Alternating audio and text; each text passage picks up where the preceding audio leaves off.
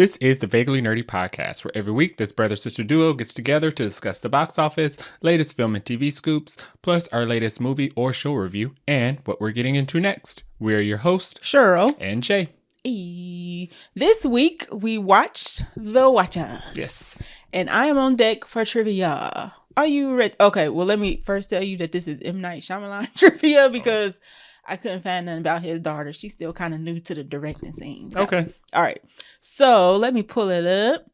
M. Night Shyamalan was offered to direct a movie franchise and turned it down 3 times. Now, let me give you a hint. Okay. It is a kids franchise and it is very popular. I don't want to say any more than that. A kids movie franchise. Yes. I don't know. I was going to say Avatar, but he already took that and botched it. Okay, younger. Think younger. Younger than Avatar? Oh, you're talking... I'm sorry, not the blue people. You think... Okay, same age range, though. You're in the right age range. Is it based on a cartoon? No, but it's based on something. It comes from source material. Are we talking about something I would know from my childhood? What, Animorphs? No. Oh. Don't think animated. Animorphs wasn't animated. Animorphs was the teens that could transform into animals. Oh, okay, no. But these people in this particular series could do something like that. Power Rangers? No. Younger. Younger than Captain Planet? Younger. Younger than the kids in Magic School Bus? Older. Ben 10? You're on the right path of magic. Of magic. Wink. Magic Wink. Children that can transform. Harry Potter? Yeah. What? I never would have picked him for Harry Potter. He turned down to direct the Harry Potter franchise on 3 separate occasions. He was first offered Sorcerer's Stone, and then he was also offered Prisoner of Azkaban, and then later Goblet of Fire. And basically what happens was it sounds like he was doing something else. So he said, "Nah, I'm okay. I'm going to do this." Those movies did not need the Shyamalan touch. So the films that he did in that play in place of Harry Potter was Unbreakable, Signs, and The Village. So that's what he directed. So it worked out for everybody. I think it did. We got good Harry Potter movies and good Shyamalan movies. Yeah, everybody minded their business and we were all the better for it. A M. Night Shyamalan Harry Potter movie? No. Dark. I think twisted. I think it would have ruined Harry Potter. The innocence of the kids definitely would have been a little like that would be a movie plot. Like if you go back in time and make M. Night Shyamalan the director of the Harry Potter films and then jump back to the present, the world is probably like on fire. It probably would change the course of history. Yeah, if we never had Harry Potter to like hold us together. You're right. It definitely would have been like all the kids is jacked up. They don't know the essence of magic. Could you imagine what Fantastic Beasts would look like following M. Night Shyamalan Harry Potter? It might have been the Watchmen. A little more. Well, yeah. So that is an interesting twist of fate there. For the I would have picked him for something like Scary Stories Tell in the Dark, Goosebumps, something childlike that's already a little creepy. I could see him for Goosebumps. Are You Afraid of the Dark? Yes. Yeah. What's the movie? Because they already have twists baked into them. What's the movie with Lakeith Stanfield? Oh, Haunted Mansion. He could have did a Haunted Mansion. He could have done a Haunted Mansion. For sure. Mm-hmm. I'm trying to think of... Yeah, you're right. Anything that's like kids, but's got like that horror, Ghost Rider. Oh, I love Ghost Rider. M. Night Shyamalan Ghost Rider. That would have been good. Like with still like with kids, but just a darker tone because it's a ghost. Yeah. I would watch that. I would watch that. Yeah. All right. Let's get into the episode. We're done giving people ideas. Now I will take Goosebumps if we still... And Ghost Rider. Anybody listening. Yeah. We'll take those. Goosebumps and Ghost Rider you should absolutely think about. Absolutely. All right, let's get into the episode. Welcome, fellow movie buffs. I'm Jay. I'm Cheryl. Listen in as we break down movie and TV shows, tell you what's in the plot, and hear if we think you should have watched it when you had the chance. Dun, dun, dun.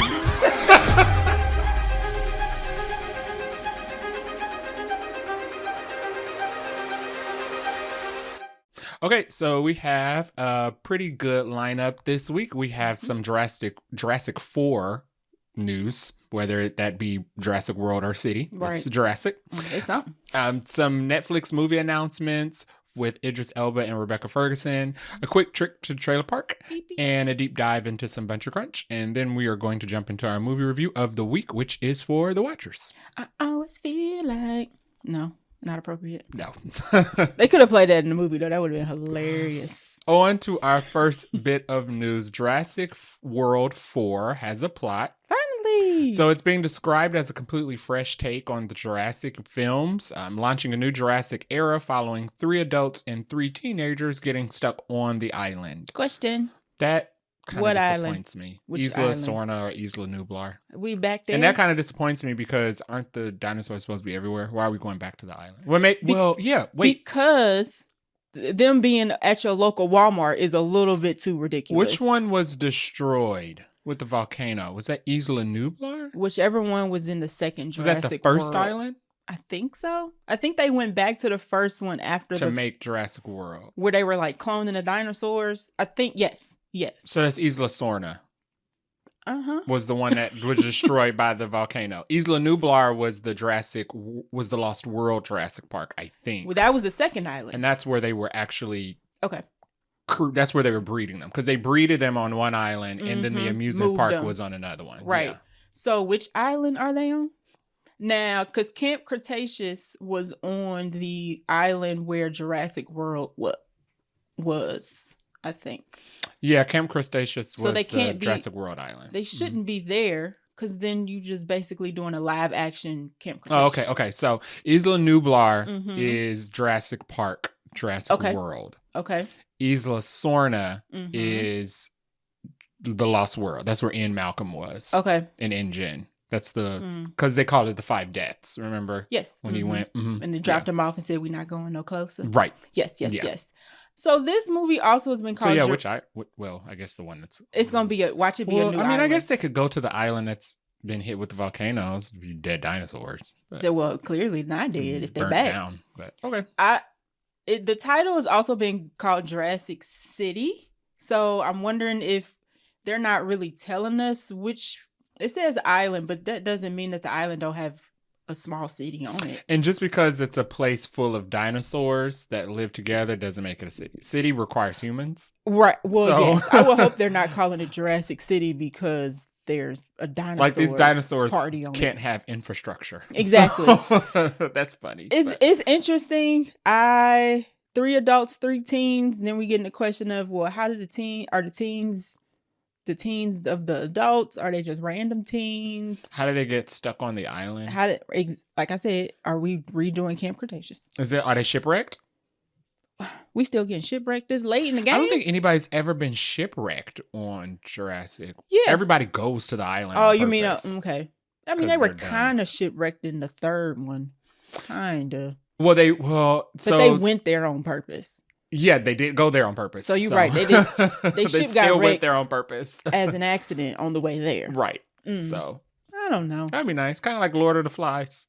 Sure. With dinosaurs, you know what? I'll take it. Sure. We gonna take the cast. The cast is amazing. We're gonna take it anyway. It don't matter.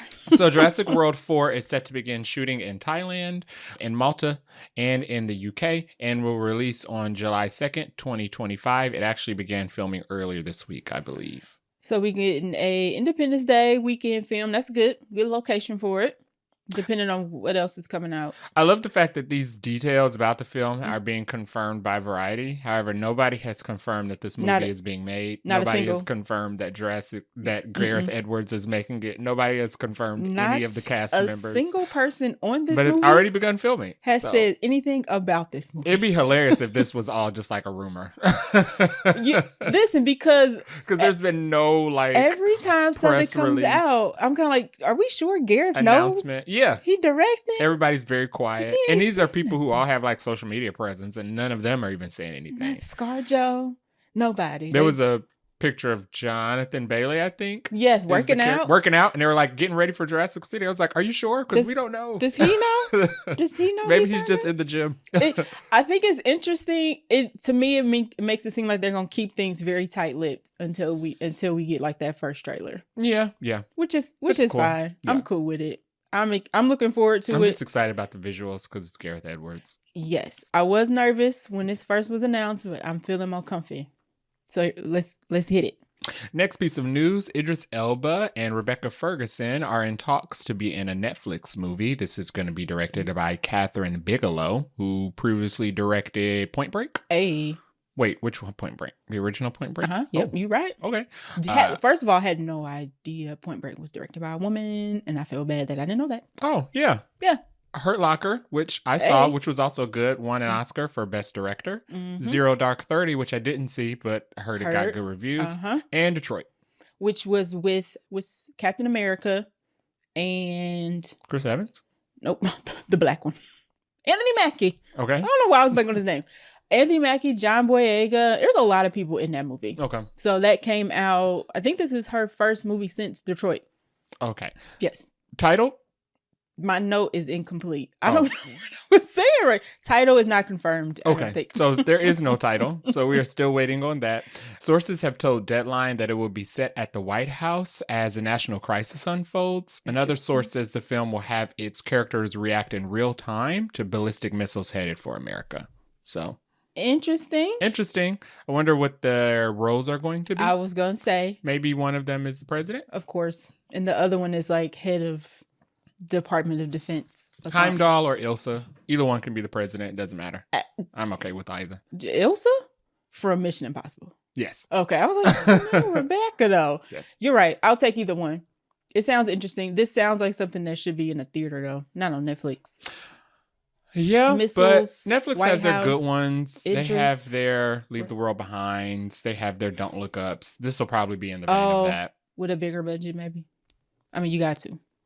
I guess, maybe. I don't know, because it says it'll be set in the White House as a crisis unfolds. So it could be just like Leave the World Behind. I was going to say where we don't actually see what's going on outside and all the drama is inside the White Hopefully House. That's not like their thing to save money on films is to just shoot everything in a single location. If it's good, it's not a bad idea. I don't know. All right. This director, though, is known for shooting things that require a lot of action. So yeah. Oh, yeah. The action is in the bag. So yeah. Interesting. We're thinking like high octane, better written White House Down. Point Break, Hurt Locker. Olympus Has Fallen. Yeah. Yeah.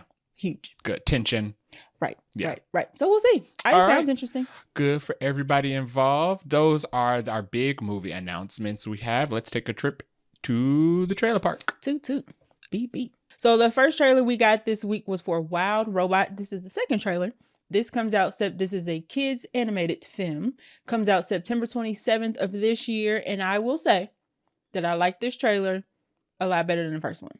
Not that I didn't like the first one, but this trailer gives more detail of what the movie's about. Yeah. So the robot is, the initial trailer was a robot is stranded on a planet or island or forest or whatever. And it seemed like she's just trying to navigate her way through this new place.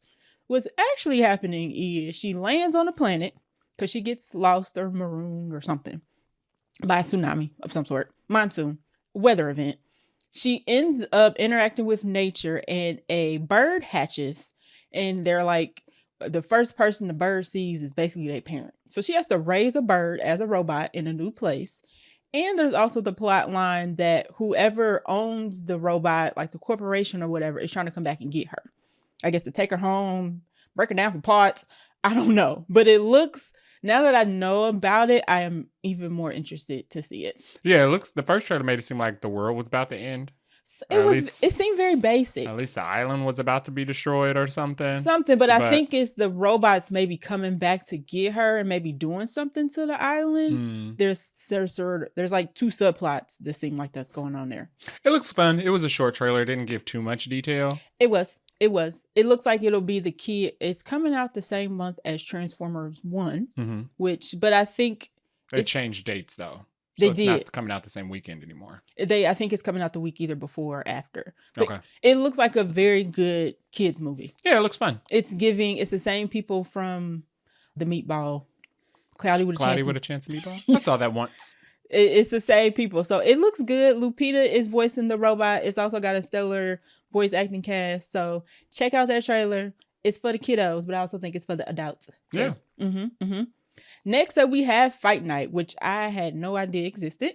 It's called Fight Night, the $1 Million Heist, and it stars Samuel Jackson, Kevin Hart, Don Cheadle, Terrence Howard with a wig, Taraji B. Henson, and Chloe Bailey. And it basically sounds like, or if you watch the trailer, it looks like there's a major fight going on, and they're at somebody's apartment, house, having a kickback, playing poker, drinking kiki, and all that. And then somebody tries to come and rob them. Yeah, because all of the rich people are in the come same rob place. and I'm assuming the people there are like, I don't know, into nefarious things and have money in nefarious ways. They get robbed, and Don Cheadle plays the detective, it seems like. And it's a series, so it's not a movie. And the series seems to show catching whoever has robbed these people at this fight night. Yeah, the trailer doesn't really tell you a lot. It's giving comedy. Yeah, because most of the actors are all comedians. Yeah, it's giving comedy, action, drama. It doesn't say how long the series is. My main disappointment is that it's on Peacock. And who got Peacock? Do you have Peacock? I don't have Peacock. Yeah, that's interesting. I was like, this either needs to be on like a Netflix, a Apple TV, or something everybody got. Amazon. Maybe nobody picked it up. But the cast alone makes it sound interesting. The cast was good. The trailer was more like a teaser, so it didn't really give you plot. You barely got any lines from any of the people in there other than Kevin Hart narrating. Exactly. And you get a line from Don Cheadle. I don't even remember what it was. After, I think it's the next day. Yes. The house is now a crime scene. Right. Whatever robbery or murders took place. Both. Don Cheadle says that the city's going to be crime riddled. Yes, that's what I'm saying. It's giving crime bosses got robbed, and now they got to go find out who did it for everybody dead. Yeah. It looks interesting. Yeah. If you got Peacock, let us know. We're going to have we might have to get a free trial or something. Shout out to everybody involved. Hey, and the Bailey sisters booked and busy. Last stop at the trailer park is The Watchmen. This is going to be an animated series that is coming to HBO Max. It's a film. Is it a series or a film? Oh, yeah, this is going to be a movie series. So it's going to be chapter 1, chapter 2 of Watchmen. And the trailer basically shows a shot-for-shot remake of the Zack Snyder film. It does. And as much as I don't like that movie, I recognize it when I see it. Yeah. It looks just like the movie. So even though the Zack Snyder film is... It's a cult classic, right? It's a cult classic, but it makes a lot of changes to the Watchmen source lore. Material. Yeah, so the Watchmen, the comic book series is written by Alan Moore, who also wrote League of Extraordinary Gentlemen. Right. Is this the gentleman who doesn't like when his stuff is adapted? Okay. Yeah. I was like, I recognize that. He hates when people adapt his stuff into TV shows and movies because he feels like his stuff his philosophy is that he wrote his stuff in the medium that it exists in, and it can't be properly translated to anything else because it's only supposed to be made for just comic books. So that's fair. I would say he wrote it, so he can say that if he wants to. And all of the stuff that they've adapted out of his stuff ends up bad. So maybe he's onto something. So they're gonna try. They're like, you know what, you wrong. We're gonna try again. The one thing that was received well was the live action Watchmen series with Yaya and Regina King. Yes, you're right. It only got one season too, right? It only got one season, got canceled. I don't recall him dragging that because I don't think that was based off of his comic books. That was that was an original story that they wrote to follow his. Okay, kind of like book. It was inspiration versus being. So he didn't drag that too much because it wasn't a shot for shot. But yeah, the trailer looks like a shot for shot remake of the Zack Snyder one. Very interesting. It doesn't actually look like an adaptation of the comic book. It looks good animation. It does look good. It looks like the What If animation.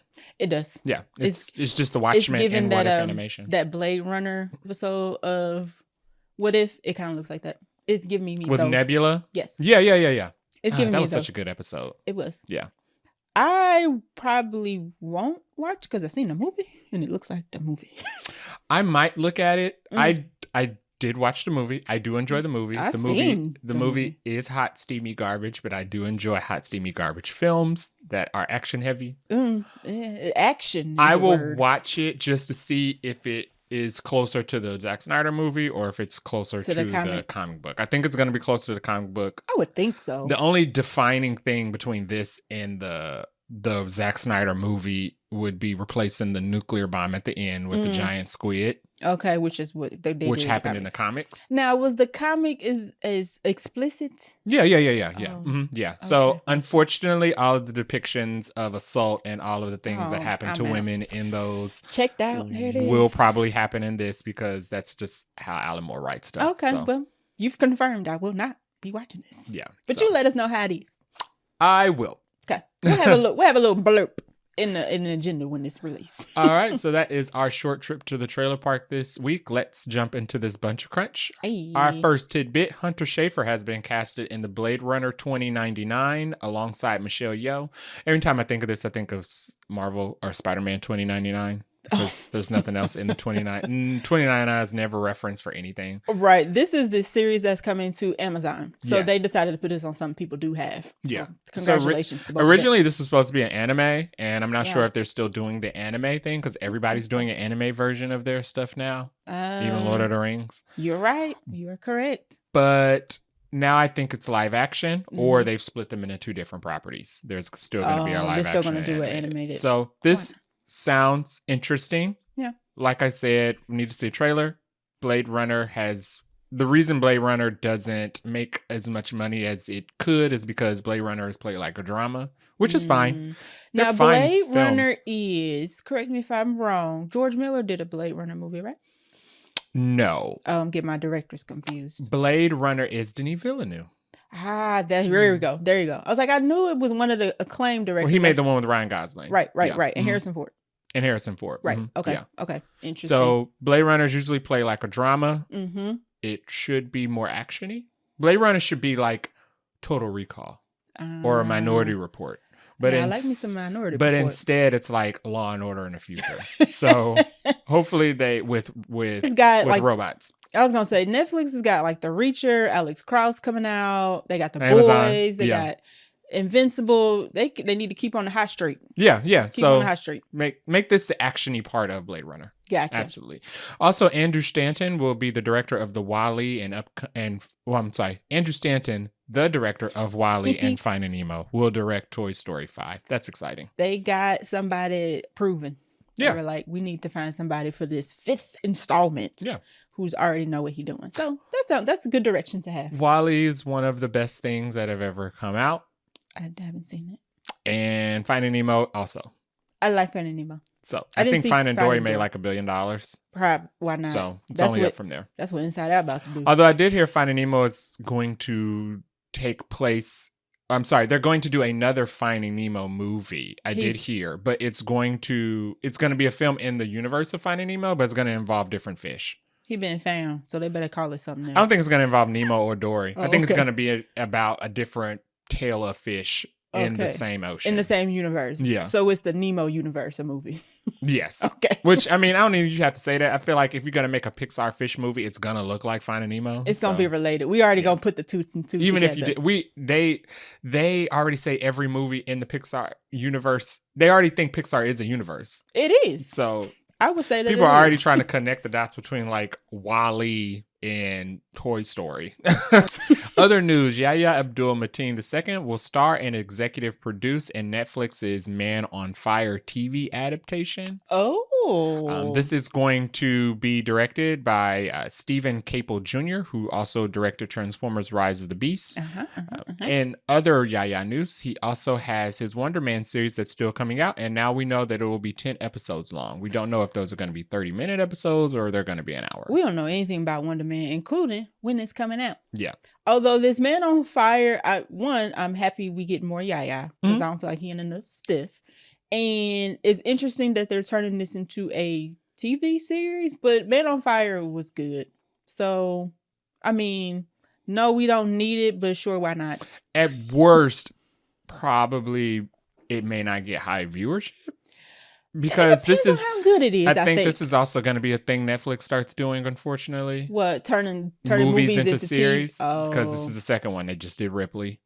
You're right. And it wasn't reviewed poorly, but nobody watched it. I say came and went. I didn't hear anything about it. And now this Man on Fire is being turned into a series.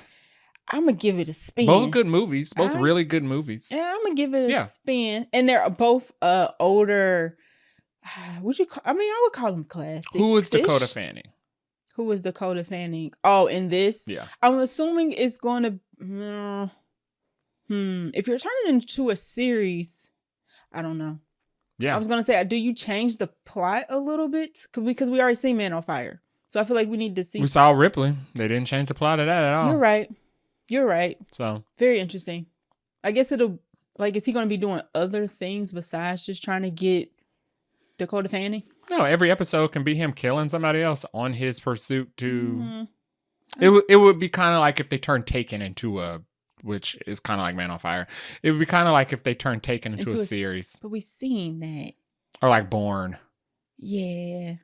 Maybe it'll be more like a Reacher, which I haven't seen, but. Hopefully not. I feel like Reacher's too campy. Oh, okay. Yeah. Fair enough. I'm going to check it out, though. I don't know how they're going to change it up and make it different and fresh. But we'll see. Next tidbit. Practical Magic is getting a follow-up film. This is an original movie from 1988 that starred Sandra Bullock. 98. Did I not say 98? You said 88. Oh, 1998. You made the movie at 10 years older. That starred Sandra Bullock and Nicole Kidman. Titular title of our ranking system. Right. And I will admit, I have never seen Practical Magic. And they are confirmed to return for the sequel. So the plot of Practical Magic is their sisters, their descendants from a coven of witches. One of them is in an abusive relationship with their boyfriend, and they use the magic to stop him or defeat him. Right. Didn't watch the movie. Mm-hmm. I thought one of them killed the boyfriend and they had to like cover it up. So, I don't know. Interesting that this is getting a sequel. Yeah. I feel like you should just make a new movie though. I feel like they should just make another Craft. That's why I didn't watch Practical Magic. Because Craft came out like 2 years before Practical Magic and Craft was better. Old? Oh my goodness. Are we that old? God. Craft was 96. Neve Campbell had a great 90s. I was going to say, good Lord, I realized Craft is that old. Yeah, I would just made another movie, to be very honest. Yeah, I don't know if the hype is here for this. I don't think they announced this on TikTok, which when they dropped the teaser for the announcement that was coming to TikTok, Twitter. Everybody thought it was strange that they would announce that they would do the rollout for this reboot on TikTok. An app that a generation who probably is not heavy on that app is not using. Immediately had to Google what Practical Magic is right after seeing that TikTok what is this? Yeah. Also, they put the teaser on Twitter. It was like, yeah. Y'all using too many apps to do this. Also, everybody thought it was Harry Potter related. I don't. Everyone was like, another Harry Potter announcement? Because it was like candles and lit candles and like a flame was born, so the flame was moving around. I was like, oh my God, more Harry Potter. Not even just Harry Potter. Everybody guessed it was literally any other magic franchise but Practical Magic. I don't know about this one. That was such a deep cut. Yeah. But we'll see. Shout out to everybody involved. Yep. Nicole Kidman. An Adventure Time movie is in the works, and they are doing 2 new spin-off series as well. Seem like a lot. Fun. I like Adventure Time. I think Cartoon Network just made a statement a while ago that they're going back to the original series. Oh, I'm not so mad about Adventure that. Time is getting a reboot. Okay. They have rebooted Amazing World of Gumball and have already released like some of the episode titles. The regular show is coming back and it's getting a movie as well. I don't know, regular show. That is with Mordecai and Rigby, the raccoon and the woodpecker. Okay. I think he's a woodpecker. I didn't know that's what that was called. I think that's what Mordecai is. Okay. Mm-hmm. Y'all don't be mad if we call it the wrong type of bird. And the boss that is a gumball machine. Yeah, okay. Yeah. Yes. So that's exciting. I'm not mad about that. I liked Adventure Time. We just talked about Adventure Time randomly like 2 weeks ago. All right. And how Jake has like... Because I was like, Jake got hair? Yes, he's like 30 inches of hair under his hood. I was so confused when I saw that little clip. I was like, what is under that cat? Adventure Time is great. They are great mature animation. I was gonna say, it's not kids, but it's also not like Invincible. Yeah, there's nothing adult about the show. Young teen. Yeah, like preteen. Yeah, there we go. There's nothing adult about the show at all, but it's hilarious and it's smart and it doesn't treat you like a child. Seen a couple episodes and I would agree. Yes. It is pretty entertaining. Next tidbit, Derek Connolly is writing the Transformers G.I. Joe crossover movie. He also wrote the Jurassic World movies, those 3, and he wrote Kong Skull Island, which is Cheryl's favorite Kong movie. It is. He know how to write a franchise movie. I give him that. Yeah, he knows how to write a movie full of CGI stuff. Beasts. So he knows how to write a movie with little humans and big old beasts. Transformers and G.I. Joe should be a small feat for him. Listen, this should be light work. I really do hope that Chris Hemsworth joins this. There's no reason he shouldn't. Oh, because he's in talks, right? But not confirmed or something? He might as well. They need a big name to head off this new franchise because I think that they're going to... I think this is going to be the beginning of a trilogy. And you know who need to come back to direct? Who? Michael Bay. I know he producing, but he need to go ahead and just slide on over to the director chair. Michael Bay can absolutely come back and direct. Might as well. But it needs to be big and insane and ridiculous. I don't know. Not he too ridiculous for you? I thought, or just get the guy who did Transformers. I think Michael Bay would do good, but then I thought about those Mark Wahlberg Transformers. We act like those don't exist though. I don't know what you're talking about. We can't act like they don't exist. Mark Wahlberg had Transformers movies? I don't recall. I don't forgive him. I have forgotten, but I don't forgive. but he can't let go of the original Bad Boys. He didn't make it. He didn't make the... I thought you meant the new one. No, the OG Bad Boys. You meant the original Bad Boys. The OG Transformers. Yes. A bunch of other stuff that's been good. But that's not how that works. It is. Let it go. After you've made good things in the start and then you followed up with awful things. So this would be his redemption movie for you then. Shout out to Derek Connolly. You have a great writing background. We look, you got a lot of pressure. This is like a very ridiculous crossover movie that we will have high expectations for. Jury's still out on Michael Bay. Oh, well, he's not confirmed. I just made that up. Jury is also out on Jan Dimaj, who has already... Or you should just say he is out. Already left the director's seat of the Blade movie that is coming to the MCU. Is it? This was something that everybody could see from space. The only person we're waiting to leave now is Mahershala. Is it coming? You said coming to the MCU like you actually got some confidence. This movie's absolutely not getting made. I think at this point, and I had high hopes. I think at this point, this movie's never coming out. The goose is well done. It's getting canceled. Super cooked. 100%. And that's very sad. It is. Amicably left the project a while ago. So that's strange that he left a while ago. I think and the news didn't hit until like this week. Well, I mean, I think some loose lips sink the ship in that news regard. Mahershala Ali's lawyer also made a statement basically saying that he thinks it's ridiculous that the deal was signed basically 4 or 5 years ago and they still haven't even begun production on it. Well, what's interesting about Blade is that this is Mahershala's idea. Like he came to the MCU and was like, "Hey, I want to reboot Blade," and they were like, "Sure, you're Mahershala Ali. It's got to be the studio. It's got to be the studio. It's the studio's fault. But what? They have to be pressuring the writers and the directors so hard to make this connect to everything else because there is nothing complex about Blade. But you don't think Mahershala would have been checked out if that was the case? I feel like he know enough to be like... No, I think the reason he hasn't checked out is because he spearheaded this. He started this. So he making a decision. He would have to jump ship. And then they could, and I think the only reason he's not is because I don't think that him leaving would stop them from still trying to make this. I don't think they're going to make it if he leaves. I think that they would still try to. I think they might use... I think they may not make it now if he leaves. They'll shelf it and then make it later with somebody else. That's why he's not leaving it. Or they're going to put Blade in something else and not make his own movie. Without him if he leaves. Sure. They would still do something with Blade if he leaves. And I think that's why he's not leaving.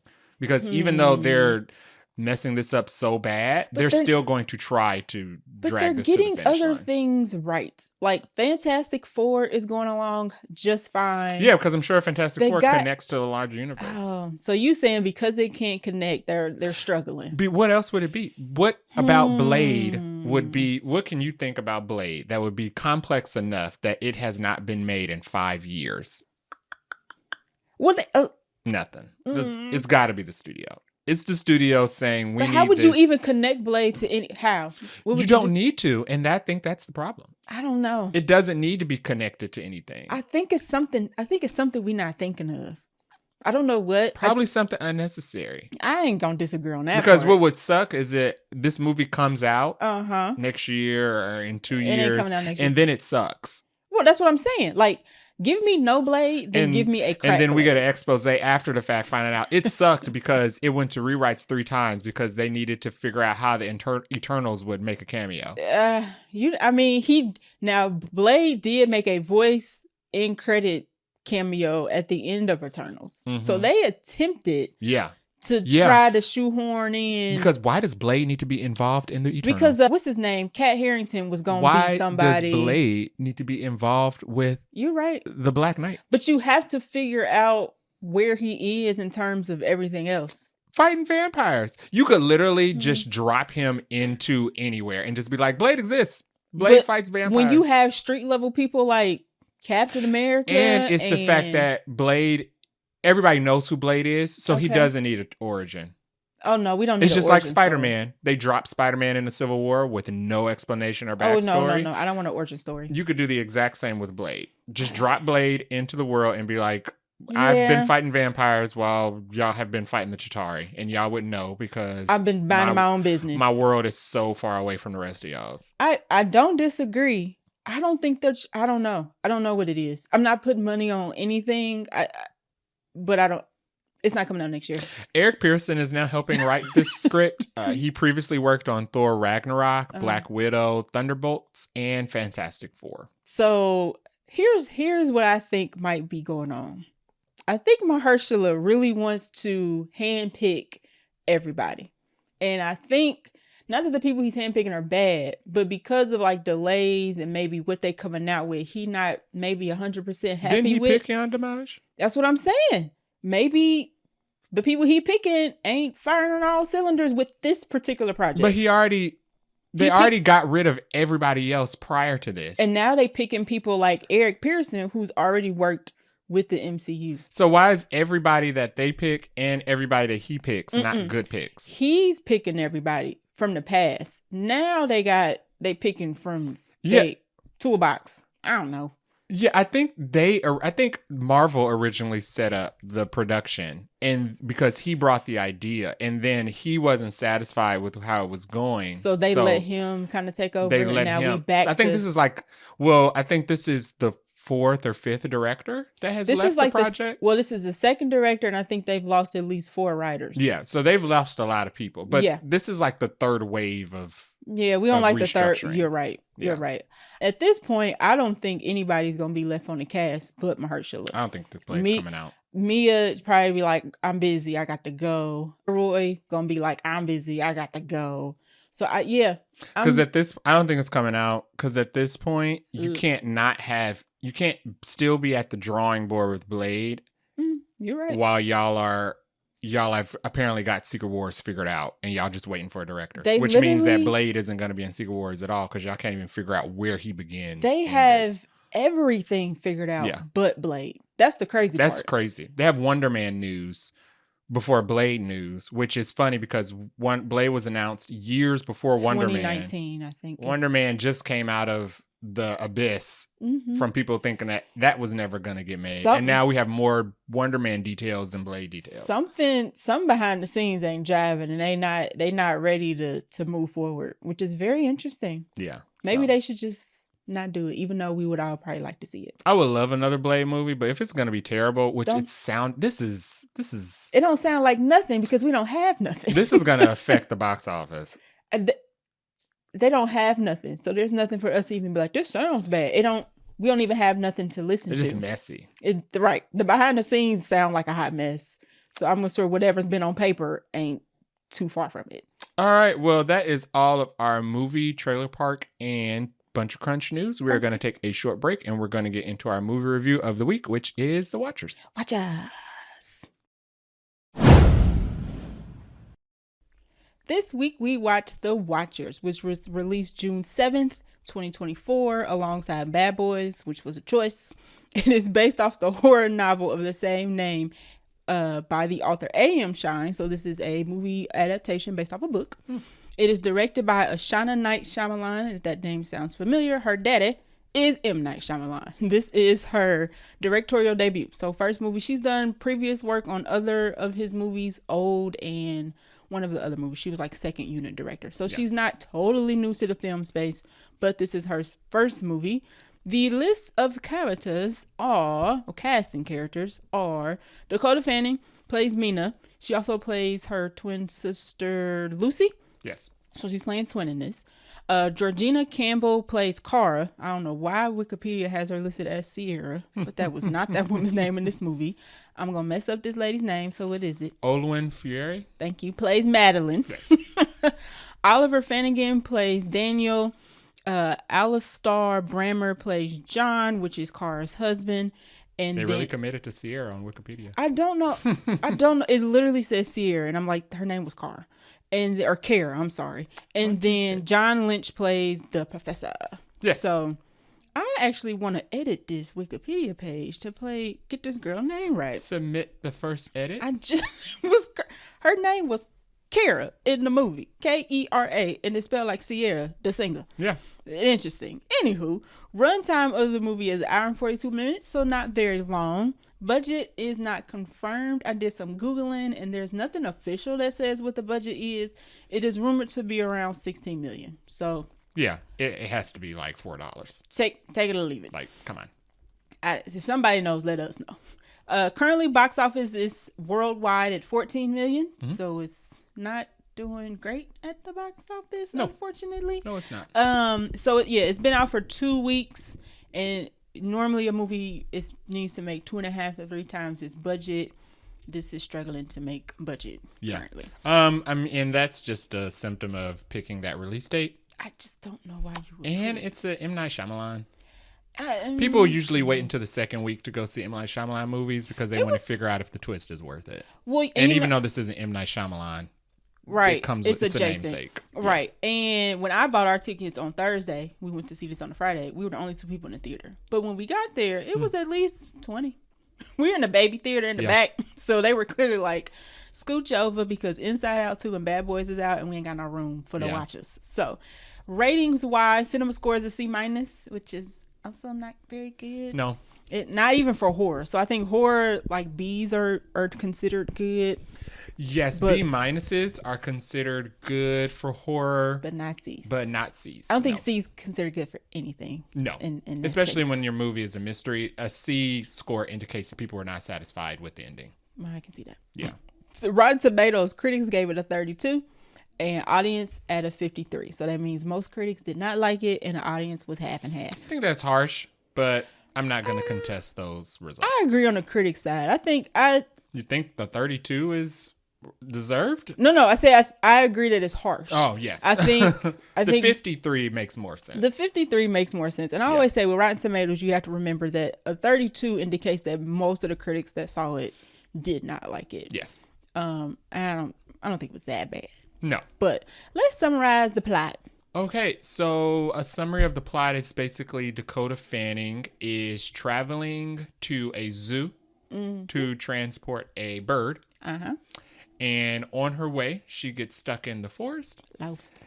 Mystical forest. Mm-hmm. And she runs into 3 other individuals who have also lost their way and stuck in the forest. Long time. And they're surviving by staying in a bunker that has is it one-way or two-way mirror? It's a one-way mirror. One way. Mm-hmm. You can only see one way. Yeah.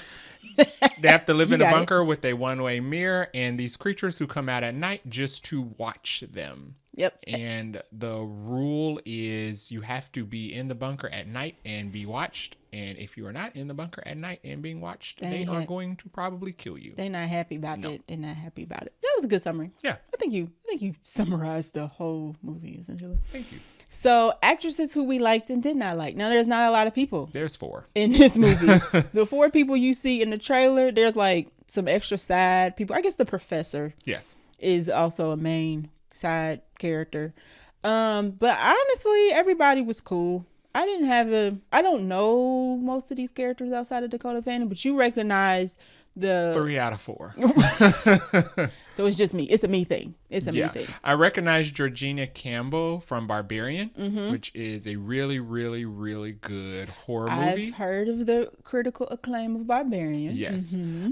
She was the final girl in that movie. Okay. She did good here. I liked her here. Olwen, who plays Madeline, she played Sally Hardesty in the Texas Chainsaw Massacre reboot. She looked like she would be in a movie called Texas Chainsaw Massacre. Yeah, the original Sally Hardesty died, so they casted her to come back and play. They basically tried to do the Sidney Prescott thing, bringing her back to fight Ghostface because he's terrorizing a group of kids. That movie was terrible. Oh, I liked her in this, though. Her character in that movie was also terrible. Oh. But like a terrible person or terrible acting? Both. Oh. Well, no. Yeah, both. Terribly written, terrible character. She was cool in this. Acting was kind of wooden. She reminded me of somebody else whose name I can't think of, but her look and her mannerisms reminded me of a different actor. I can't think of who it is, though, off the top of my head. But I really, really liked her character in this. Yes, so agree. redemption. Apparently. Oliver Finnegan. I haven't seen him in anything. He doesn't have a Wikipedia, so I didn't recognize him from anything. And Dakota Fanning, who's the other third out of the four. I'm not going to tell you how I know Dakota Fanning. You sure? Everybody knows Dakota Fanning. I just learned that she had a sister who's also an actress last episode. Go check that out. Who was not a twin. She has a sister in this movie who's not a twin. Exactly. Yeah, her sister is younger. Yes. So Elle Fanning. Spoiler alert. Her sister is Elle Fanning. Do we have any non-spoiler thoughts about this? It's hard to talk about M. Night, or I hate to say it. She gonna be connected to her daddy. It ain't my fault. It's hard to talk about this type of Shyamalan movie because it's obviously like a twist and stuff. And without spoiling it, I would say that Mina, Dakota Fanning's character, didn't seem to have much awareness in the beginning, and that kind of annoyed me a little bit. But then as soon as she got to the forest, all of a sudden she was like, she was Laura Croft. So I was like, okay. I wasn't really feeling that writing, how she was written there. What else? The forest looked nice. The setup design was good. Yeah, I didn't have an issue with how the movie was made. Most of my issues have to revolve around the characters specifically. Okay, actions of the characters. Okay. And it's evident that it's something supernatural and otherworldly going on. Yeah. In the film. You take with these films in a trailer, you can kind of. I think they give us a peek that the creatures are actually creatures. The special effects don't look great. No. The creature special effects. That's not a spoiler. You know there's creatures in this. The creature special effects doesn't look good. I think it was a good choice to, if you're not going to spend any money on the special effects, it was a good choice to keep it in the dark. Because we don't really get a good, solid look at the things. You get like a little peek. Yes. A little sneak peek. If anything, we get more of their like outline in the moonlight. Silhouette. Yes. But we don't really get a good hard look at them. And I think that's a good idea. That's for the best. Because once I realized what they look like, they stopped being scary. I laughed. They looked a little goofy. I laughed in the theater. I mean, not like loud because I wanted to be respectful. Because I was chuckling. There's a line. You can make something outlandishly spooky, but once you cross that line, it starts to get ridiculous. It's like, this monster doesn't make sense. The first time we see like the silhouette of the creature, I started laughing because I was like, what is this? Because it started to be creepy when it twitched and started to stand. Yeah. And then it got too tall. And then I was like, oh. The creatures are like 20 feet tall. And I was just like, you too big to be walking around in this forest undetected. They got too big. So I was kind of like, oh. It was given, what did I say they look like? I can't remember. I should have wrote that down as a note. But I was like, these remind me. You said they kind of look like the Xenomorph. Xenomorph without the hunchback. Yeah. They had like long hair. Did it They have looked hair? like people. Yeah, like the head was a human head. They had like 30 inches of hair on all of them. But the front of the mouth looked like a xenomorph when we got real close up the first time. You didn't really get a solid look at their face. Yeah, you're right. Yeah. You're right. Now, there was something in the movie. So, with Shyamalan movies, and I know it's his daughter, it's not him, but come on, cut from the same cloth. I thought that there were going to be certain things that happened in the beginning that I was going to have to like pay attention to because it was going to be a callback. No. So at the beginning of the movie, with Mina's talking to different people, you don't see their faces. Like she's talking to two different men, maybe her manager, and she goes on a date, and we don't see the guy she's talking to's face either. I was like, oh, there's got to be something going on with the fact that we can't see these people's faces. Right. No. It didn't. Didn't matter at all. People were in the movie and they didn't have faces. The only people that had faces were those 5. Yeah. Or the 5 individuals right. in this film. So I thought 6. That was going somewhere. I was like, oh, they must be hiding the faces because it didn't pan out to anything. So, any other non-spoiler notes? I like the runtime. The fact that she kept it tight. Yeah, and it's a horror film. It doesn't need to be over an hour and a half. No. Yeah. No, that makes sense. This was an hour and 40 minutes. It could have been shorter, but I'm not gonna mark it because it could have been shorter. Yeah, that's fine. It was some more of kind of like, okay, next scene, let's go. Yeah. But nothing too bad. Other non-spoiler notes that I have, I like the fact that the first half of the film is shot like a play. Like a play? What do you mean? When they're all the scenes in the bunker makes you feel like you're watching a stage play. Oh, because you only get one view of the room. That's it. From the window, and it looks like they're on a stage. Okay. So it makes you feel like the sequences when they're in the bunker being watched and standing and performing, quote unquote, it makes you feel like you're watching like a play. That's a good setup because that's like you're in the audience of a play. Right, because the watchers are basically watching them like a play. Because like we TV. would kind of be the watchers, I guess. Right.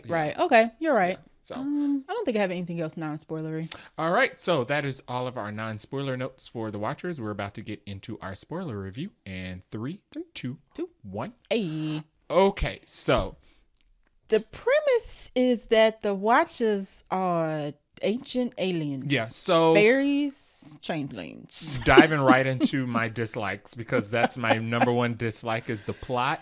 It was too goofy. I was fine with the lore. The lore actually falls under my likes category. I was fine with it's going to be something otherworldly. Right. So basically, to kind of summarize it in one sentence, the Watchers are ancient beings that been here forever, and humans jacked up the relationship with them. So they put them down in the dungeon of the earth, and now they mad, and they stuck in this forest, and they look like crap. Yeah. Now, and they used to be cute. likes and dislikes. The plot I did not like.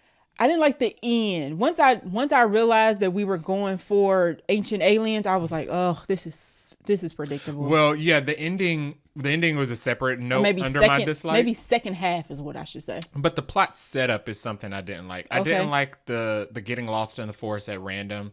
It doesn't because it brings up the question of, okay, so we got a glimpse of, so you get stuck in this forest at random. It's mystical. Right. You just drive into it. You drive into it though, but the road obviously ends before you get there. Madeline, who's the scholar authority in the forest, says that she's Forrest Mom. She says that the forest has hallucinogenic effects on you. So eventually you drive into the forest long enough, you just get lost and you just get stuck in the forest forever.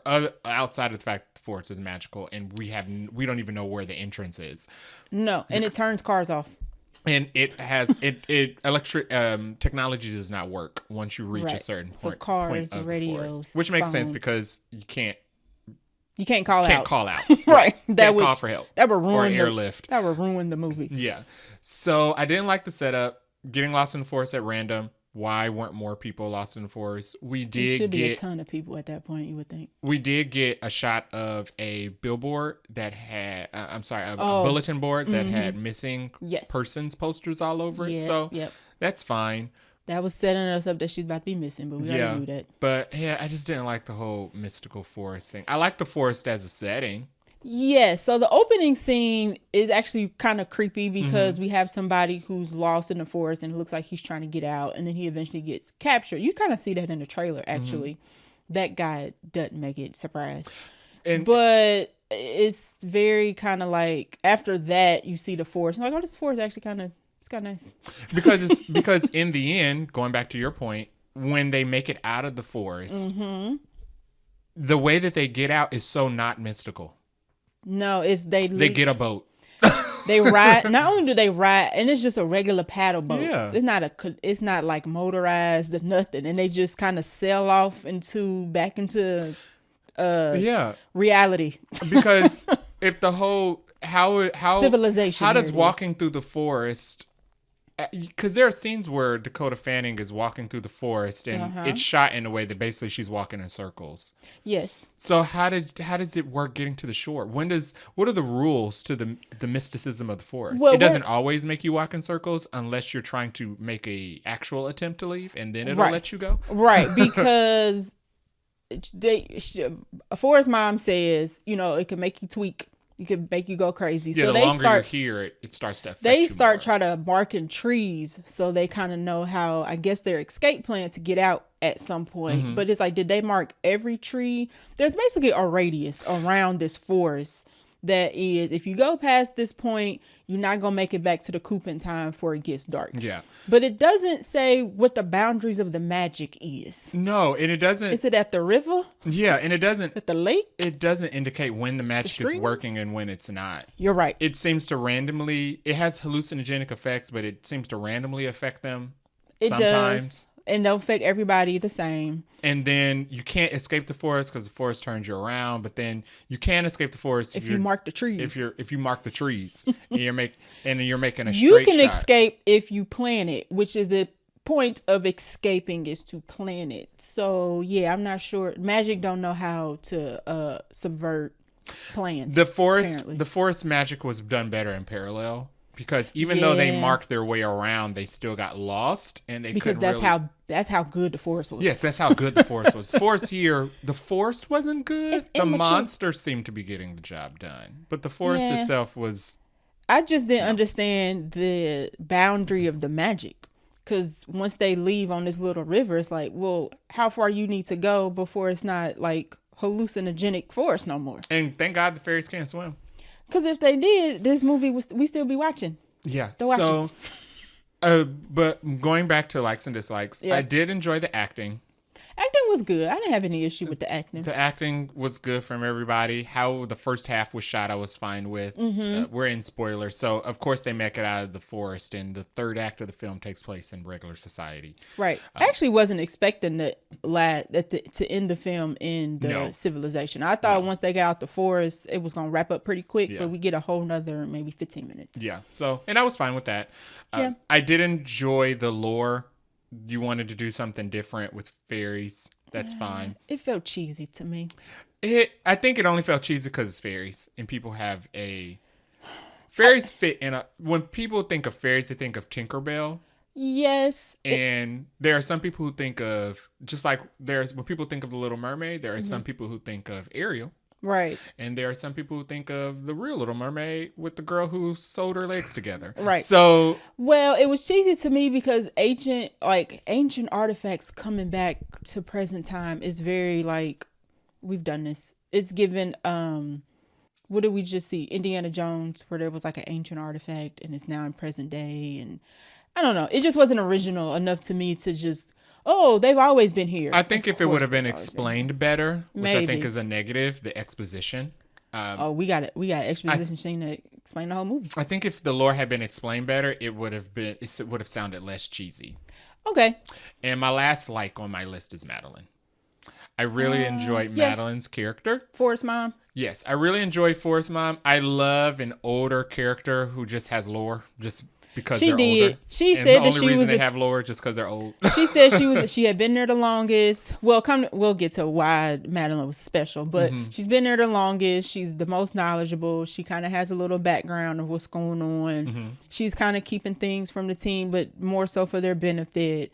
And she kind of know her way around essentially. So I'm glad it didn't turn out that it actually did turn out that she was bad. I was like, I'm glad it didn't turn out she was bad, but she wasn't her. She had motive. Yeah, but she wasn't her self. Yes. That's why. There it Yes. is. There it is. There So. it is. OG Madeline was probably a very nice woman. Do you have other likes? Spoiler likes? No. No. They're not bad notes, but I have a note that says it's a social experiment. So I thought that because they had the DVD and on the back of the DVD it said property of Professor whatever his name was. And I was like, some person has actually set all this up. Yeah. And somewhere and somehow some other coop, some people, human beings are watching them, and this whole thing is just a social experiment of isolating people. That's how old was. They having to work together and all of that. And come to find out, no, it's not. It was not. It was just literally the ancient aliens. Yeah, it was just ancient. I mean, I was like, darn. It's a 50-50 chance whether it's going to be real or something mystical when you have a Shyamalan in the director's right. seat, But I think social experiment 1, I guess that 2 is already done, and I think that also makes it harder. Yeah, he already aliens did are easier. Social experiment was old with M. Night Shyamalan. He already did that where it was actually people who were orchestrating stranding people on the beach and aging them. You're right. So I guess that was already done too. So they were like, no, I can't do that. So let's do ancient aliens instead. Another, my very first note is Idle in the Forest. Never a good sign. So the movie opens up with a random guy. We don't have a name for him. He's lost in the forest. Who turns out to be Kara's husband? Is that who that was? Yeah. Right? Later on down the line, it's revealed that that's Kara's husband. But yeah, the movie opens up with him. He's lost in the forest. He's getting turned around. He doesn't indicate that something is following him yet, but I guess he knows because he was at the bunker previously. Right. We don't know at that point, but he is from the bunker. And night falls. He gets snatched up by some unknown creature that we see off, that we don't see. He sees off screen. Yeah. And he just says, it's making some like weird noises. And then he goes, that's impossible. And then it snatches him away. Wait a minute. You're right. What was impossible about that? The fact that it could shapeshift. Oh. Yes, because the plot, spoiler alert, the fairies can shapeshift, and that's why humans trap them underground. But what did it shapeshift into? Him. Oh, so he saw himself. Yes, because that's what they do. They watch you so that they can look like humans. Mimic you perfectly. Right. Yeah. Okay. So it shapeshifted into him. That's why he said that's impossible. I'm glad you caught that because I forgot he said that. But while he's running around in the forest, he runs into some type of point of no return sign that is made up of bones. It looks like bones with a metal white placard on it. Yes. That says point of no return and then like number 109 or something. Yes. But if you look at the bones, you'll notice that the bones have a short torso and long legs and arms. So it's bones of the Watchers? Are they fairy bones? I would think so. But either way. I don't know how they got fairy bones, though. If you go into the forest and you see an idol, turn around. Yeah. Right. Well, idols are human creations. Deer can't make those. So he knew that, though, right? He knew that the point of no return signs got. And he walked past it, which Madeline's character said, if you walk past this, you're not come back. Right, so you're not coming back. Anytime you see an idol, turn around. Yeah, and I mean, they're creepy looking, but I guess my question was, the very first one we see says like 109, and I'm like, is there really 100 and some odd of these around? Yeah. Why? And they're all equal distance from I feel like you should have a nest. You should have a fence, not because what if you miss the one? I don't think he could. I mean, you only have so many hours of daylight. Yeah. He only had enough time to set up a couple creepy idols. Oh, and we didn't even say who he was. So the professor, a human man, has been researching these fairies and these changelings or whatever for however long. This is like his life's work. Yeah. Goes out to this forest, builds this. They call it the coop. We calling it a bunker. And the four characters are in his bunker, basically. But he's long gone. Yes. And he was out here researching these fairies and changelings, and he knows the history on all of that. And he's been out there since at least 1992. Right. So he been out there for a while. Yes. Now, what's jacked up is in one scene of the movie, they done made the Watchers mad, super mad, and they about to come in and break through. They find the bunker opening hatch, get down there, start watching the professor's movies, and find out that this man not only built this bunker in the middle of the forest. I don't know why I needed to be in the middle and not like on the edge. Whatever. He's used workers from the town to build the bunker and then left the workers outside at night. Yeah. So like he said, like up to 13 people a day would get killed by the Watchers because he was basically using them for labor and as bait. Yeah. What? Because they couldn't leave. So they could have left if he told them they can't leave the forest once you're in. I guess. That's why he never left. He opted to kill himself, I guess. Well, no, we don't know how he killed himself because of what he did, and he needed to die. He definitely deserved to die. Back on plot. So Dakota Fanning gets to the forest. She meets the Crew. the crew, the other three people that are stranded there. Right. Another note that I had that goes to my dislikes. I did not like Dakota Fanning's character. I was neutral. Didn't love her, didn't hate her. I was just kind of like, girl, because she has a backstory, of course, that when she was little, she caused an accident that killed her mom. So she's like guilt stricken. And so she's kind of down and out, and she's kind of ho-hum and Is that why you didn't like her? Because she was too melancholy? No, I didn't like her because she just was hard-headed. And that was kind of ingrained into her character. Yeah. She didn't listen. No. She gets to the forest. First of all, she gets to the forest. She realizes she's lost. Note number 2. And gets out the car. She gets out the car and immediately starts shouting for help. Who are you yelling at in the forest? Why are you getting out the car? Yeah. I mean, I get the point of getting out the car because you can't just sit there forever. It's not going to start. Try me. And I'm not going to stay in the forest forever. But me. Who are you talking? She's talking to herself in the forest, yelling out for help. She got a bird. She got the bird with her. She's got the bird. It is some type of, I'm not sure. I think it's a parakeet. Yeah, not a parakeet, a parrot. Some variant of a parrot because the bird can speak and repeat the things that you say. The bird says, "Try not to die," over and over again throughout the movie. I think that's the only thing it says. Maybe. Try not to die. The bird was just a MacGuffin anyway. And I just didn't like the fact that she came in. She immediately started breaking rules. They told her, don't do this. There are rules. You have to be in at night. Don't go near the burrows. Don't go near the burrows. I can't remember. Don't turn your back to the glass. Correct. And she immediately, day 2 of being in there, is like, okay, well, I'm gonna go into the burrow where the Watcher creatures live. She's already been exposed to the Watchers. Yep. They chased her into the bunker. She already knows that they exist because she had to participate in. She's been there for days. It appears because we get a really funny scene with I can't think of his name. Daniel. The one male that's in the bunker. Right. And he makes a comment. He's basically been driven crazy. He's talking to himself, but he's talking to the Watchers. He's been there for like 8 months or something. He's announcing to the Watchers, like, "Oh, what'll happen this episode? What will we do?" He's acting like a TV host. Yeah. Will Mina reject her dinner like she did last night? Right. How many times will she pee in the middle of the night? So she's been there long enough, but we get a scene where she convinces Daniel to help her rappel her down into the pit. Yeah, so basically a pit, a hole in the ground. These creatures live in. It's so far down. It's like not a day's journey, but it take a long time to get down there. She's so rebellious and she wants answers so bad. These are monsters. Obviously. Yes, that kill people. And you're going to go down into the pit because you just think that, I don't trust Madeline. Well, that's why I said at the beginning she had no awareness. Yeah. And then when she gets to the forest, all of a sudden she's like head chicken charge. And I'm like, girl, these people have been here longer than you. What are you doing? Sit down somewhere. And I don't like the fact she was like, I don't trust Madeline because honestly, you didn't need to trust Madeline. She was right. I'm not going to take that away from her. She shouldn't have trusted Madeline. I didn't like the fact that she didn't trust Madeline based on the fact that she has like a spooky disposition. Disposition.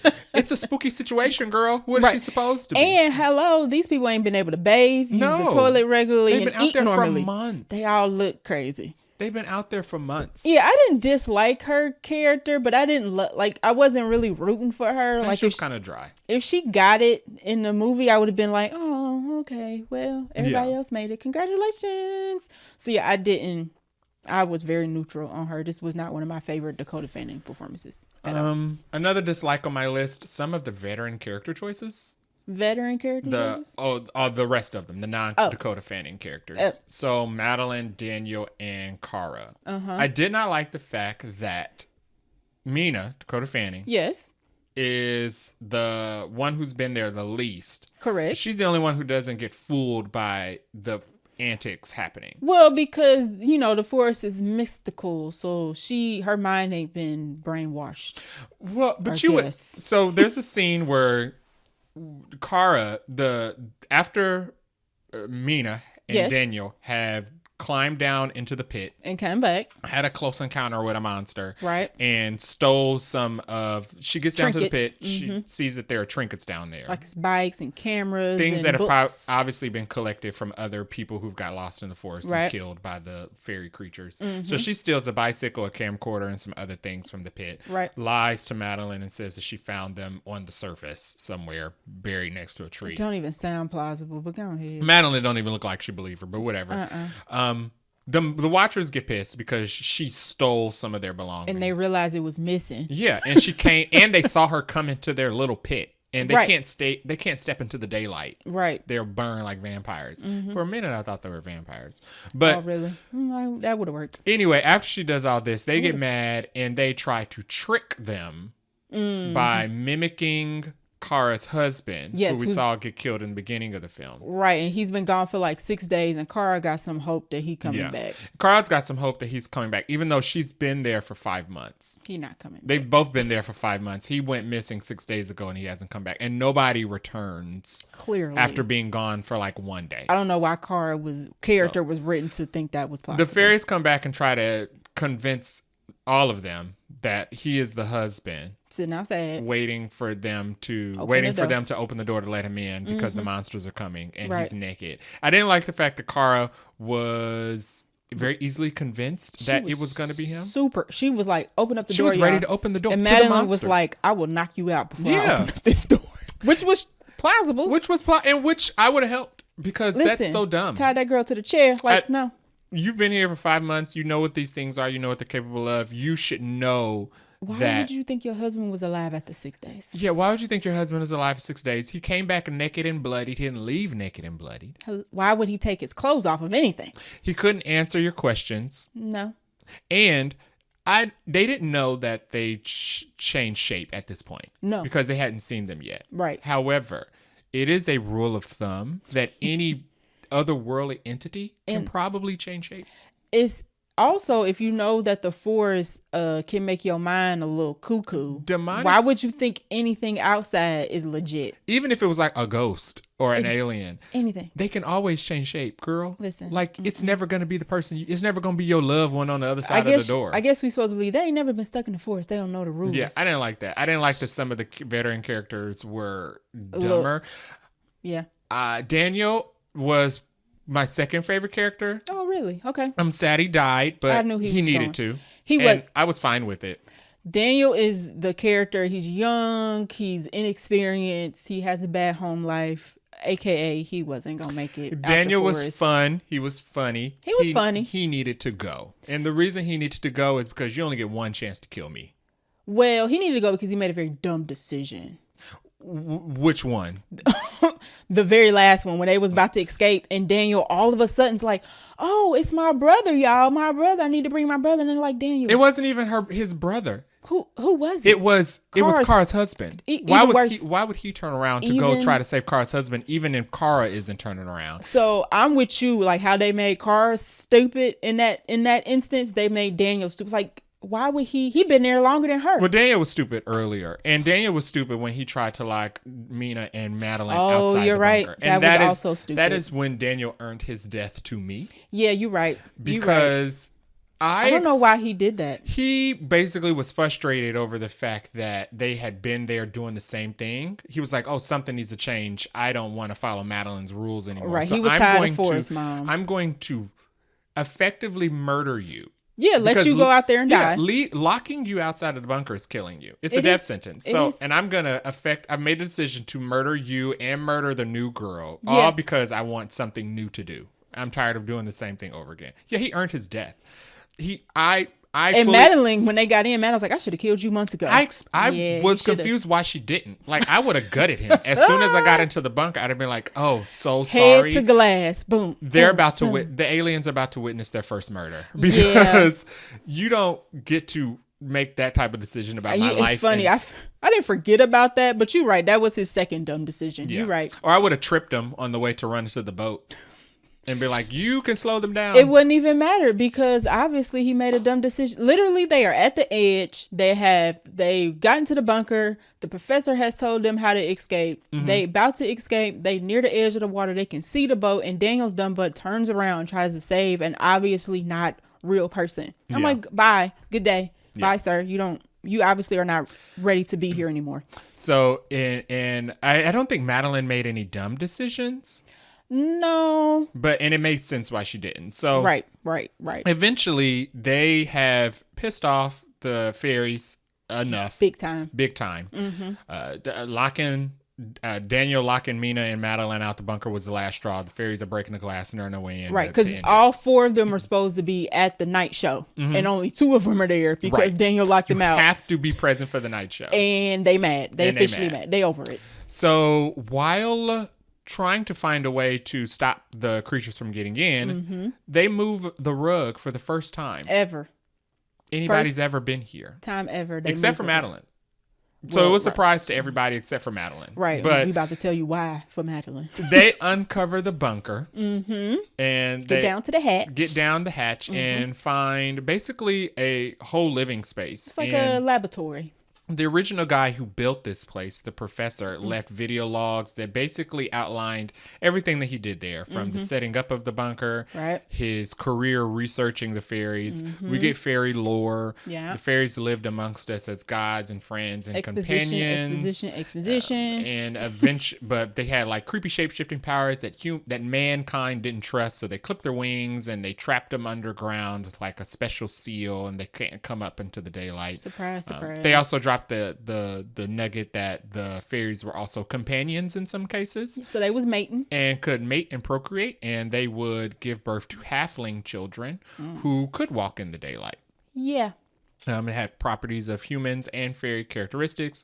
So after they watched those diaries, that scene went on a little long. I don't think we needed to watch all the videos all the way through. It was. I was like, let's get to the juicy video quickly. But the professor admits to his atrocities, killing the construction workers, and he has captured one of the fairies in a cage. That's too tall for the cage, and is attempting to communicate with him. And that's the end of that video. And then the next video, the last video, she skips to the end, like I would have done. The first video I would have played would have been the last one. Basically, him saying that he's done. It's the research has gotten out of hand, and he's decided to kill the fairy that he's captured and kill himself. Yeah. So we see him off camera. We hear it off camera. But we don't have a plot for why he went to the great lengths to do all this, other than the fact that he's a professor who has studied these. So it's for science, Jared. In his last recording, he tells the 4 survivors that there is a boat at the 139 marker at the edge of the forest, past the 139 marker, and if they get to the boat, they can leave the forest and make it home. And if they make it home, please go to his office and destroy his research so that nobody else ever comes out there. So they're like, cool, we're gonna go do that. Let's hit it. The 4 of them make it to the edge of the forest and almost make it out, except for Daniel, who gets fooled by a shape-shifting fairy. Goodbye, Daniel. Who mimics Kara's husband, for whatever John, reason. Which is dumb because Kara didn't stop. Kara was like, Daniel, Kara, leave him. Yeah, Kara was, and she earlier in the film was like, oh yeah, I know he's dead. Yeah. She was like, finally came the to trick that last night was the last straw. Right. I know he's gone. But Daniel's dumb, and he's earned his killing. So they always make the young one the dumb one, but I'm like, cliche. But anywho, the fairy kills him while the other 3 ladies go to their float survival. off into the sunset. Basically, essentially, they get in the boat, they fall asleep. When they wake up, there's a bus going by. So the plot twist for me was the third half of the movie, because I think that was the point of it. The last third of the movie, they're back home, like in regular society. They went grocery shopping. So they've survived. They basically decided to resume their normal lives and go their own ways. Madeline went wherever she was originally from. Kara went back home. It's a very nice house. It's a nice dig, and for sure. Mina let them know that she was going to fulfill the professor's wish, and get rid of all the evidence. And get rid of his evidence, which she does. Which, and I guess I expected her. I don't know. I thought there was going to be some plot twist that somebody was going to try to save the research to get the information out there. She just showed up there and got rid of it. Yeah, she just followed through. I was like, okay, girl, good. And there was one extra little nugget. So she runs across a stack of photos. Oh, yes. This is the plot twist. That we get to see her reaction to the photos. We don't get to see the photos until later. I didn't like that setup. I was like, girl, show us. So essentially, the next scene is Mina has gone to visit Kara at her home. Uh-huh. And she's basically telling Kara, I went to the professor's office, destroyed his stuff, found pictures of the professor and his wife. And the professor's wife. Yeah, black and white photos. Looks like Madeline. The professor's wife is Madeline. Mm-hmm. So that's when Mina realizes, she's telling Kara, like, we freed one of the fairies. And I guess the extra layer of that is that the professor's wife been dead. Yes. So it's not literally the wife. The professor's wife died a while ago. Right. She found her obituary. Right. She found her obituary. She died a long time ago. And Mina's like, we let one out. We have to send her back. Right. Because she's not supposed to be Although out here. I wonder how they was going to do that part. Yeah, how were they planning on doing that? I mean, I get the whole we let her out, we got to kill her. She said send her back. Send her back is crazy. Girl, stake to the heart. Yeah. What are you talking about? Murder this fool. Okay. But, so they had your plan. They're going to wait at home for her to show up. They're going to call Madeline over. Yes, because Madeline, well, they didn't even call her. They were like, Dakota Fanning was like, she's going to show up anyway because she's a watcher and it's in her instinct. She was like, they always show up at night. Oh, they didn't even call her. Oh. No. The twist is that while Mina is explaining to Kara what they're gonna do when Madeline inevitably shows up, right? Kara is pulling into the driveway. So we thinking Mina's talking to Kara this whole time, and actually she's talking to Madeline, who now looks like who has shapeshifted into Kara. So she's revealed to Madeline that she has discovered who Madeline really is. Right. So Kara walks in the house, gets knocked out she's like, what's going on, y'all? By Madeline, the changeling. Mm-hmm. And Madeline basically tells Mina, I'm not going back. I don't want to. That's it. No, thank you. That's her whole plot. It's like, I'm not going back there. You want to send me back? I don't want to go back. The professor came out. And he was supposed to be my way back, but the professor tried to kill me. Yeah, I was about to say, how is she gonna get back? The professor I had to kill him. Yeah, mm-hmm. And that's she wasn't about that. She wasn't about that dying life. She wanted to live in life.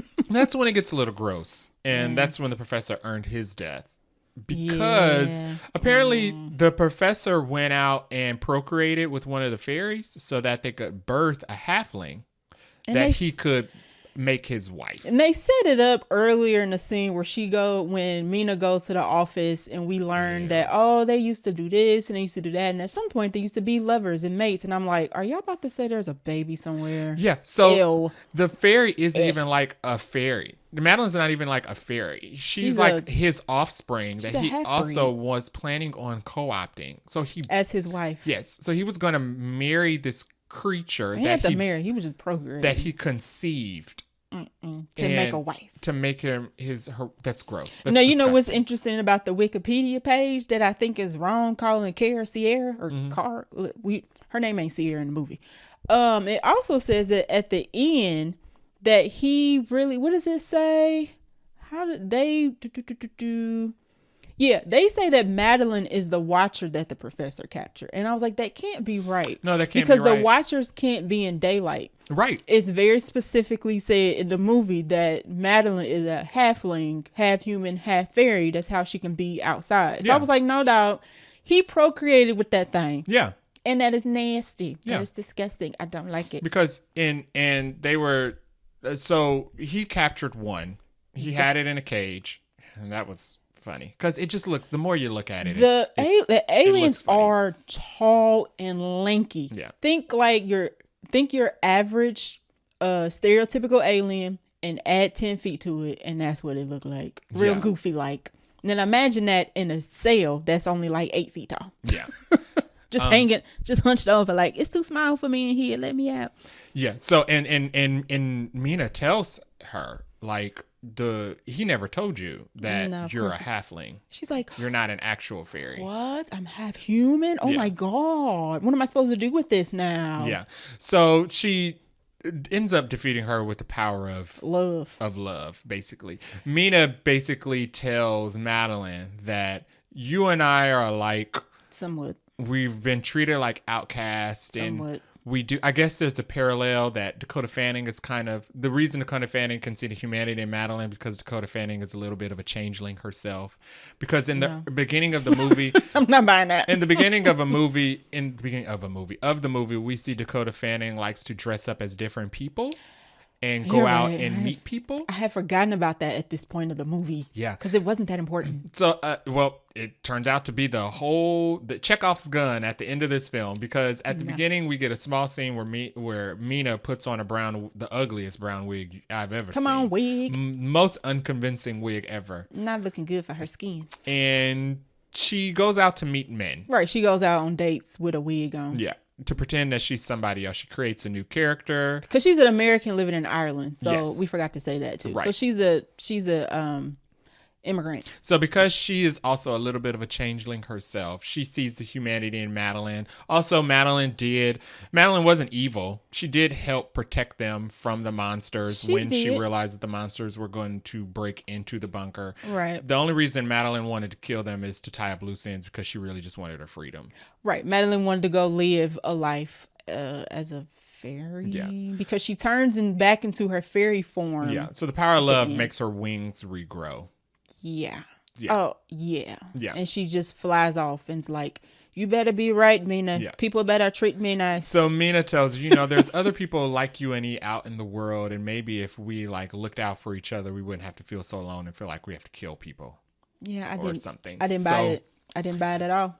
Madeline says, good enough for me. I got my wings. I'm out. So she flies away. She better put a butcher knife, slink into the night. Get rid of that girl. And Kara and Mina survive. And Mina reconciles with her sister, her twin sister. Lucy. She has a twin sister, Lucy, who they are estranged because Mina is part of the reason Mina is hard-headed is because she was the reason that their mother died. Right, in a by car not accident. listening to her mother's instructions in the car. Her mom got distracted and ended up in a car wreck. Right. And Mina has blamed herself for it her entire life. Yeah. So she reconciles with her sister and basically tells her sister, it seems like she tells her sister everything that happened, even about the fairies. We don't get to see it and hear it all, but her sister's kind of like, oh, you went through something real traumatic and it's normal to feel all these type of emotions. So her sister seemed to believe her. Yeah. Because I would be like, her sister's going to be like, girl, you are crazy. So just say you ain't want to pick up the phone. I believe it. We get a final shot of a little girl with red hair who is actually Madeline, because the changelings, their powers are weird. So it seems like the longer they're in a certain form, it starts to fall apart. I didn't quite get Their human proportions a little off. are off. Their eyeballs don't be straight. Yeah, they don't have the Mystique formula Their down. mouth be a little crooked. They still look a little ghoulish, but we get a shot of a little girl that's clearly Madeline who still watches Mina. Yes, because so that's their instinct is to Mina watch. says that she feels like Madeline still watches her from time to time. Yeah. And we pan out to the little girl. I don't know why she's a little girl, not a grown adult at this point. Watching the window where Mina is. Yeah. So the end. It was okay. It was okay. I didn't think it was bad. And the reason I don't think it was bad because I don't think the setup was so astronomically high that I felt disappointed when we landed. I did feel some parts of the movie I was kind of like, can we just get to it? Can we just get to what it is? Can we just get to the end? And then when we go off on the boat, where they escape on the boat, I was like, oh, this it? Cool. I didn't expect so many survivors. Me neither. Most of them lived. I didn't expect so many survivors. Only I didn't one expect out of them 4 to go back to civilization. And then I didn't expect us to get 20 more minutes of movie. I was like, oh, we are not done. Yeah. Okay. All right. What's left? So what would we change if we could? I wouldn't change anything, to be honest, because I just think this is just what it is. I just think this is the movie that was going to get made, and there's too many other things to change, and it would just make it a different movie. I would have made the forest non-mystical. I would have removed the mysticism out of the forest. But then you'd be able to get out. They got out. That's why I removed the mysticism of the forest. I would make it so that it's a forest that you have to drive through to get to wherever you're going, and it's not, forest isn't mystical, but people, once you drive in, you just get lost. You know what I would snatched add? Up. More people. Because they got out, and that kind of ruins the mysticism of the forest if they escape very easily, because they just ran. They just walked in the direction. They literally just ran in one. I would add more people so you get more kills. Like, give me a whole little town that's confused. You would have to make better CGI. You would also have to improve the CGI because I can't see more of that.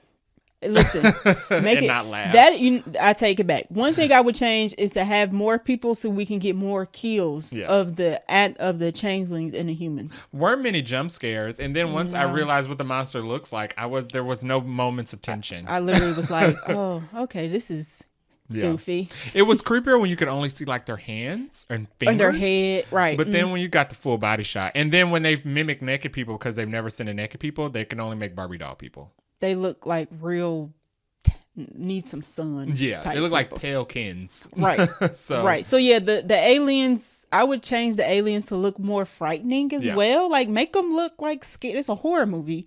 Make them look scary. They don't have to look like something the kid drew, which is what they look like. Who would like this movie? Who would we recommend it to? If you like other M. Night Shyamalan movies, check it out. I would say check this one out. I think Ashana Night Shyamalan did a good job here. I think it's her first movie. So I'm going to give her grace on that. This is better than some M. Night Shyamalan movies. Which ones? Lady in the Water. I ain't see that. It ain't better than Science. It ain't better than The Village. Better than Avatar. Oh, that don't count. This ain't a horror. I wasn't a fan of The Village. That's probably my favorite. That's probably my favorite M. Night Shyamalan movie. Two is enough. You always have Avatar. So anything she makes can be better than Will that. be better than Avatar? Yes. Okay. Yeah, if you've seen all his other ones, I would recommend his daughter's work as well. Yeah. Favorite line or scene? I would say I like the scene of Daniel being the announcer for the Watchers. I thought that was funny. I don't have favorite scene. I ain't really got one. Do I have to pick one? No. It's a life or death situation. You don't have a favorite line or scene? No. I was very middle of the road all the way through. Final words about this movie and our rating. I will go first, and I'll give this 3 Nicole Kidmans. I don't think it was bad. I don't particularly like the plot details, but I did like the lore. I like the fact that they used fairies. It was something different. I like the twist that Madeline was an actual changeling. Yeah. I actually think my favorite part of the film was the third. The last part. The last act of the realizing that Madeline is the changeling, to realizing how she got to realizing that she's in the house. And that it's actually not. That was actually well directed. Yeah, that part, it was tense because once you saw Car pulling into the driveway, and you knew Car was also supposed to be in the house. You were like, can't be 2 cars right now. Yeah, so that was probably. I'll go back. That'll be my favorite scene. That whole scene where we realize that the car in the house is not the real car, and the real car is walking in the house. And you're like, because it felt like The Thing. What the heck is going on? It felt like The Thing, where you don't know who is the thing. That was probably the most horrifying scene in the horror movie, to be honest. Yeah, just that scene. Because you just didn't know how she was going to get out of it. Exactly. Yeah. And you didn't know at what point everybody was going to realize what the heck was going on. Yeah. And you like, somebody about to die. Yeah. So that would be my favorite scene. I'll give this 3 out of 5 Nicole Kidmans. I'm going to agree with you. 3 out of 5. It is not the worst movie I've ever seen. It's better than lots of things. And, it's not a knock out the park. Before directorial debut, I think it was fine. It was a small movie. It was shot really well.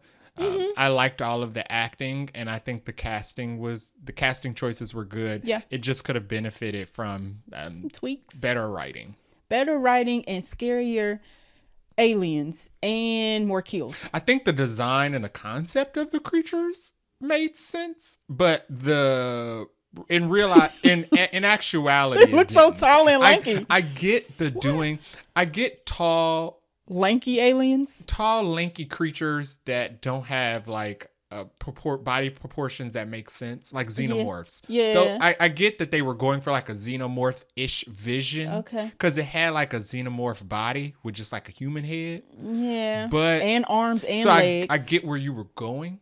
Yeah. I got what you were cooking. The dish was not good. Needed some salt and pepper, maybe. Okay. I got where they were going, but fair enough. Yeah. All right, let's talk about what we are getting into next episode. All right, next episode we are watching Scavenger's Reign, which is originally an HBO Max original series that was just ported to Netflix a few weeks ago. Yep. It stars Wunmi Masako, which is... It's animated, by the way. It is animated. It's adult animation. She's adult. one of our faves from Loki. And it is about... You should watch it in preparation for our review next week. It's 25 They're not longer than 30 29 minutes. minute episodes. Yeah, they're not very long. But it is about five individuals who are part of a spaceship crew who are stranded in separate parts of a planet, and they are all individually trying to make their way back to their ship so that they can save their cargo and get home. But they go through a lot. It's a lot. They're going through a lot, y'all. Yeah, it's being stranded on an alien planet. Every situation is probably the worst it could probably get. Yeah, But it's so good. Yeah. Highly recommend if you are into anime, sci-fi, animated stuff, check it out so you can listen to our review. All right. So Thanks for listening. You can do the closeout. I messed gonna up close last it? time. Yeah, you do it. If you like our show, please share it. You can leave us a review on Apple Podcasts or on our website, vaguelynerdypodcast.com. You can also leave us a nice voice message. We will delete anything that is negative. Thank you very much. You can also follow us on Twitter at vaguelynerdypod or IG at vaguelynerdypodcast. And if you so desire, you can send us an email at vaguelynerdypodcast@gmail.com. And if you are listening to this on any podcast app, you can watch our animated show on the YouTube, where we are also Vaguely Nerdy Podcast. All right. Until Thanks next for time. listening. Until next time. Bye. Peace.